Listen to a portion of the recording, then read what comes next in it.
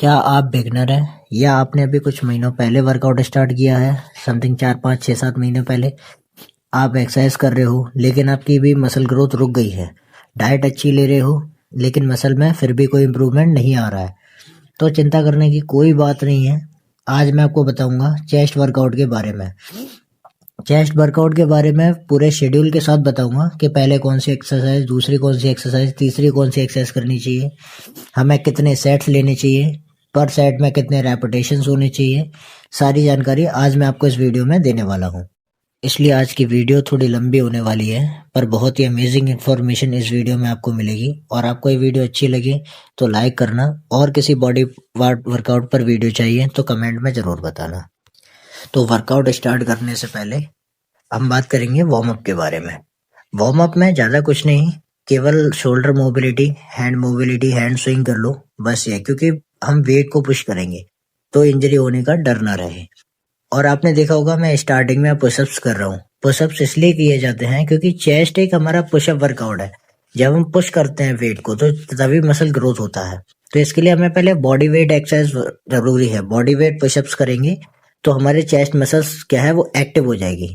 और जब वो एक्टिव हो जाएगी पूरी तरह, तब आप वर्कआउट करोगे, तब आप वेट को पुश करोगे, तब वो मसल ग्रोथ होगा, तब वो मसल फटेगा, तब आप डाइट लोगे तो वो ग्रोथ करेगी।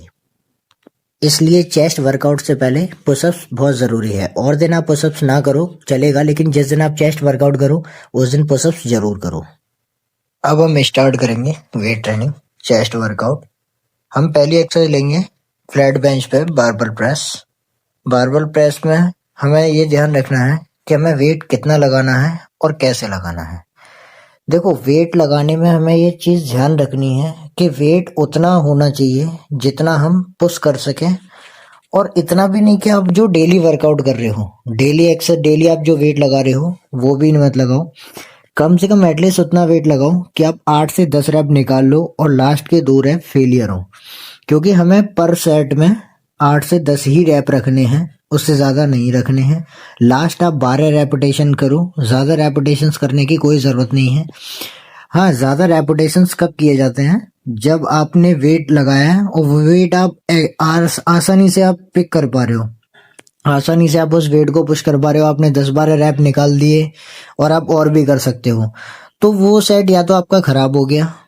ठीक है, अगर आपको उस सेट को ठीक रखना है तो आप ये कर सकते हो कि फिर उसके फेलियर तक जाओ, कि आप आराम से 20 रैप 22 रैप निकालो। क्योंकि आपको पर सेट फेलियर पे जाना है, तभी आप चेस्ट की मसल्स को तोड़ पाओगे। मसल्स तभी ब्रेक होगी जब आप फेलियर तक जाओगे पर सेट पर।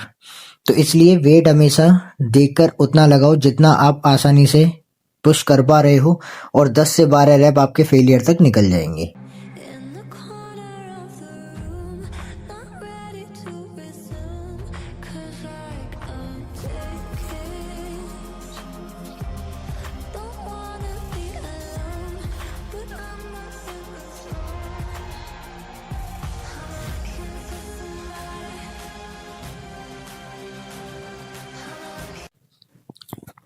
इसमें से बताना, कमेंट में बताना ये टोटल कितना वेट होगा।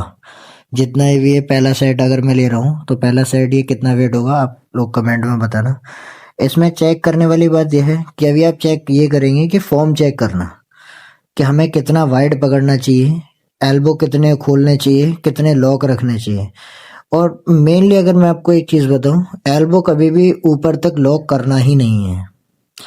ठीक है, एल्बो अगर आप ऊपर तक लॉक करोगे तो इंजरी होने का चांसेस बढ़ जाते हैं। इसलिए एल्बो हमेशा बेंड रहनी चाहिए, ऊपर तक लॉक नहीं करनी है, और नीचे बिल्कुल चेस्ट तक टच करना है आपको। बार जो उड़ती है वो बार आपकी चेस्ट को टच करती हुई जानी चाहिए। सेट पूरा लो, ऐसा नहीं है कि रैप पूरा ना लो, रैप पूरा लो लेकिन एल्बो ऊपर लॉक मत करो, और बार को कोशिश करो नीचे तक टच होकर तभी जाए, जिससे कि वो रैप हमारा पूरा तो हो। मोस्टली लोग करते क्या हैं, या तो फॉर्म के चक्कर में रैप आधा लेंगे, और रैप आधा नहीं लेंगे तो फिर ऊपर लॉक कर देंगे एल्बो। दोनों ही सूरत में आपके साथ इंजरी होने का डर है। इसलिए फॉर्म चेक करते हो, फॉर्म को प्रॉपर लो। खराब मत करो, आराम आराम से लो, जल्दी लेने की कोई ज़रूरत नहीं है। रैप को आप जितने आराम से लोगे उतना ही आपके लिए अच्छा होगा। जल्दी करोगे ना तो मसल को कुछ समझ आएगा ना आपको कुछ समझ आएगा, बस आपको ये लगेगा कि हाँ काउंट पूरे हो गए, रैप पूरे हो गए। आप केवल अपने को पार्टनर के साथ कंपटीशन कर रहे हो कि नहीं मैं आपसे ज़्यादा वेट लगा सकता हूँ, मैं रेपुटेशन ज़्यादा निकाल सकता हूँ, बस ये कर रहे हो। आप अपने मसल को टारगेट ही नहीं करते हो। इसलिए जैसे आपको फॉर्म बताई जा रही है वैसे ही टारगेट करते हुए, मसल को टारगेट करते हुए, फॉर्म को करेक्ट करते हुए तब करो, ठीक है। इसके बाद हम दूसरी एक्सरसाइज लेंगे चेस्ट प्रेस। चेस्ट प्रेस पे भी वेट जैसे आपको पहले बताया कि वेट अपने अकॉर्डिंग लगाओ कि जितना वेट आप पुश कर रहे हो, और 10 से 12 रैप तक आप अपने फेलियर जा सकते हो, ठीक है। तो इस पे भी हम उतना ही वेट लगाएंगे जितना हम पुश कर सकते हैं। आप भी उतना ही लगाना जितना आप अच्छे से फॉर्म के साथ पुश कर पाओ, और 10 से 12 रैप तक आपका फेलियर आ जाए। अगर 15 तक भी आ जाए, अगर आप 10-12 रैप निकाल पा रहे हो आपने जो वेट लगाया, क्योंकि एक्चुअली हर बार नहीं पता होता है, हो सकता है हमारी स्ट्रेंथ बढ़ जाए और हम उस वेट को और भी ले जाए, तो फिर आपको रैप छोड़ने नहीं है, आपको रैप छोड़ने नहीं है। 12 रैप के बाद अगर आप और भी लगा सकते हो तो आप 15 रैप तक चले जाओ, 16 रैप तक चले जाओ, 18 रैप तक चले जाओ, लेकिन सेट खराब मत करना, सेट प्रॉपर लेना। अगर आप जा सकते हो तो जाओ, और नहीं जा सकते हो तो 12 इनफ है। ऐसा नहीं है कि आपको 12 हो गए तो कम हो गया, नहीं, ऐसी कोई दिक्कत नहीं है। अगर आप 12 कर पा रहे हो तो अच्छी बात है, और ज़्यादा कर पा रहे हो तो और भी अच्छी बात है, तो ज़्यादा करो, छोड़ना नहीं है बीच में।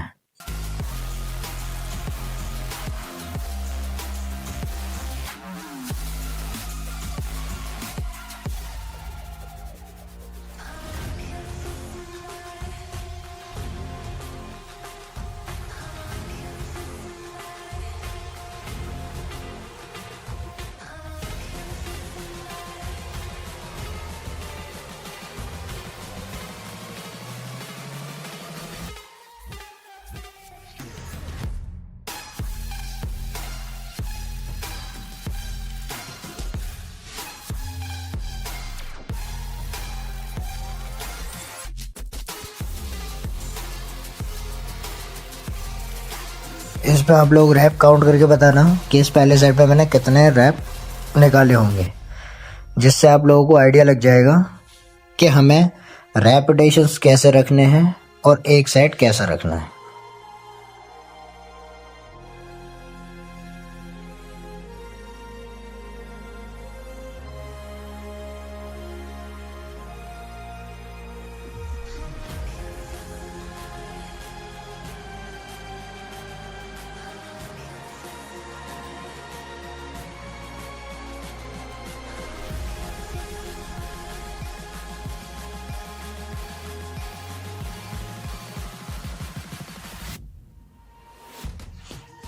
चलो ये भी पूरा हुआ।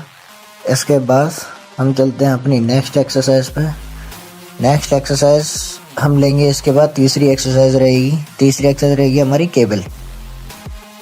केबल फ्लाई लेंगे हम, high to low.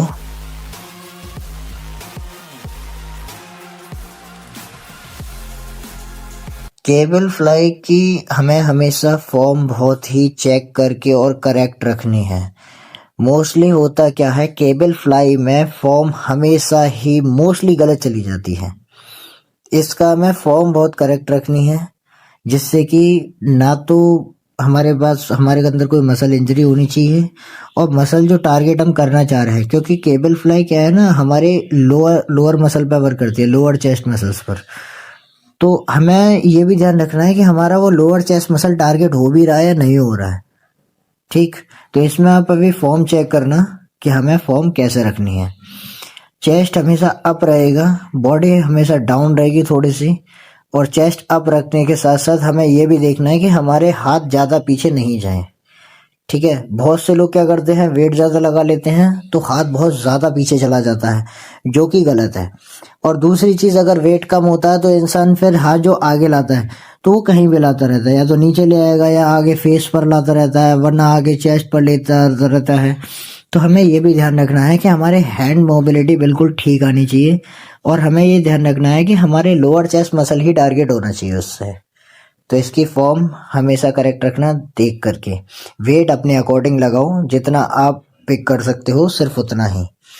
Over weight भी मत करो कि नहीं कंपटीशन के चक्कर में, दिखाने के चक्कर में ओवर वेट मार रहे हो। ओवर वेट मत मारो, कोई ज़रूरत नहीं है। और ये भी नहीं है कि बिल्कुल ही लो वेट से करो। वेट अपने अकॉर्डिंग लगाओ कि आप कितना पुश कर पा रहे हो, कितना पिक कर पा रहे हो, उसी के अकॉर्डिंग आप करो।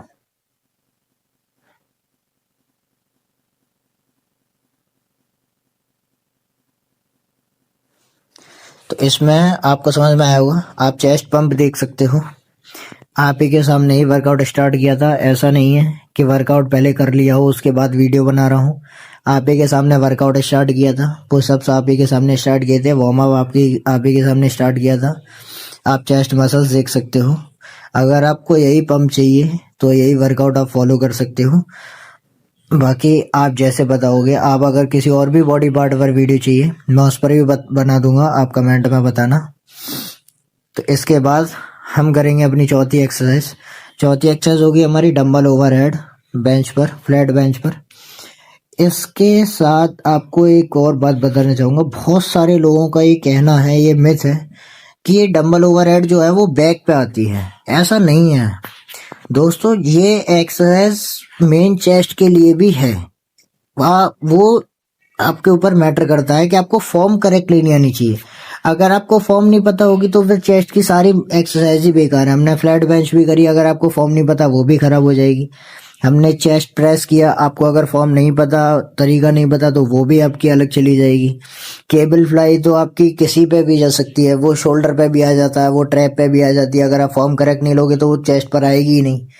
तो ये लोगों का मिथ है ओनली कि डंबल ओवरहेड चेस्ट के लिए नहीं है, वो बैक में आ जाती है। बैक में नहीं आती है, आपको फॉर्म पता होनी चाहिए, वो चेस्ट पर ही आएगा। ठीक है, तो हम कभी भी मिस नहीं करेंगे। हमारी चौथी exercise dumbbell overhead flat bench पर ही रहेगी, क्योंकि वो चेस्ट को तरीके से पंप करती है। उसके साथ साथ बहुत ज़रूरी हो जाता है ये।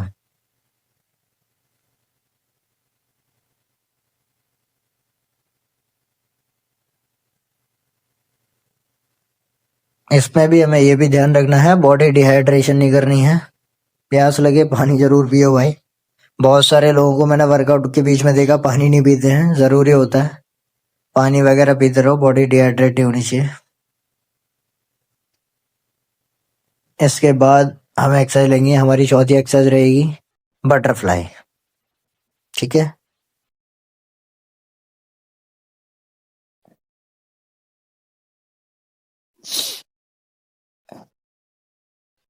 बटरफ्लाई में आपको बस यही बताना चाहूँगा, बटरफ्लाई में कभी भी ये नहीं करना है कि वेट ज़्यादा ले रहे हो, वेट प्लेट ज़्यादा लगा ली।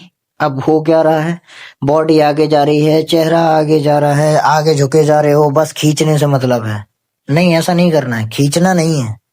हमें बॉडी स्टेबल रखनी है, चेस्ट अप रखना है, फेस अप रखना है, और उसके साथ साथ फॉर्म हमेशा करेक्ट लेनी है। करेक्ट फॉर्म के साथ अगर हम वर्कआउट करेंगे तो ही अच्छा वर्कआउट होता है, तो ही मसल टारगेट होता है। मसल टारगेट होगा और डाइट लोगे तब मसल ग्रोथ होती है। इसलिए हमेशा फॉर्म पर विशेष ध्यान रखना है। वेट ज़्यादा के चक्कर में फॉर्म गलत नहीं करनी है। जिस तरीके से फॉर्म बताई जा रही है उसी फॉर्म में एक्सरसाइज परफॉर्म करनी है। ठीक है,